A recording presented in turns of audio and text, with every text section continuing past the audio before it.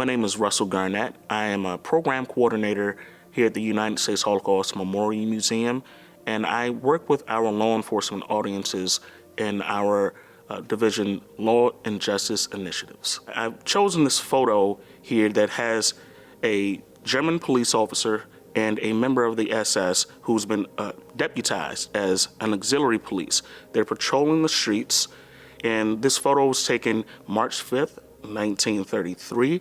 And one of the main reasons why I chose it is because this right here is the start of that slippery slope that police officers go down to go from being neutral professionals to being complicit to then being perpetrators.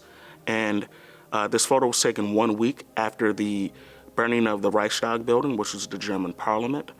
And looking at it, you may ask yourself, what does a police officer bring to this partnership?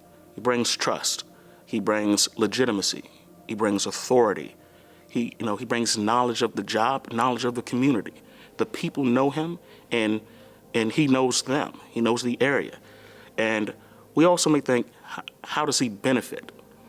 When Hitler comes into power, Hitler knows that the police are underpaid, underpowered, and undermanned. So he's getting more resources. He's getting an extra body, an extra person out there with him. They're getting raises.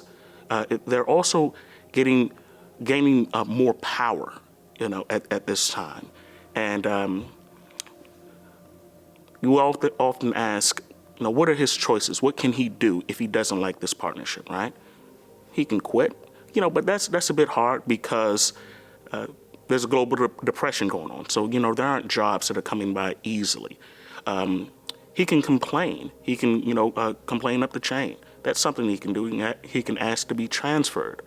But most went along with it and went along and worked with these guys, even though just months prior, the police and the SS, their relationship was adversarial. The police were arresting these guys in the streets during elections because these guys were beating up people. Another thing about this photo, this is also another photo during a new election. Hitler's coming into power, and he wants to show that he's a man of his word, and they're bringing more law and order.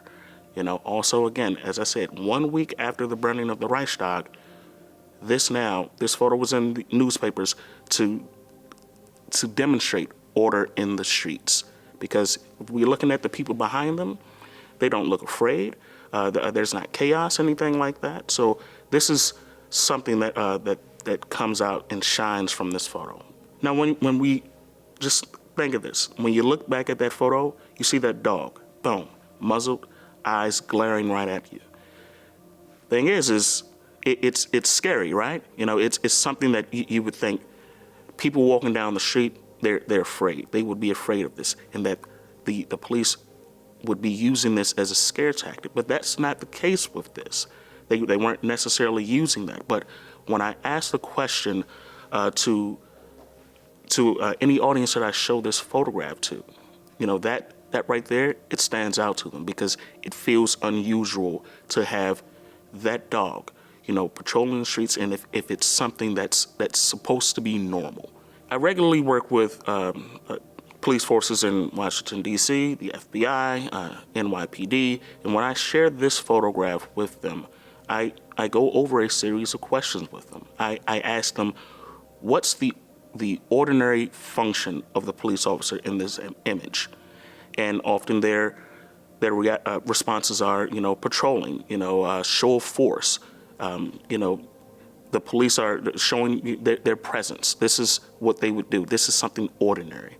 When I ask the question, how are things changing for the police officer in this image? They're now working alongside in partnership with the Nazi Party. That's something that's changing. And the impact of that is they're now beginning to legitimize the SS and the Nazi Party. That's what comes from this image right here. Because, again, this is very early on. Like when you think to yourself, what comes to mind when you think of the Holocaust? Most people are thinking of what happens towards the end. They're thinking of the concentration camps, the ghettos, genocide. This is in 1933. Hitler was appointed chancellor in January of 33. This is in March, well before what generally comes to mind when we think of the Holocaust.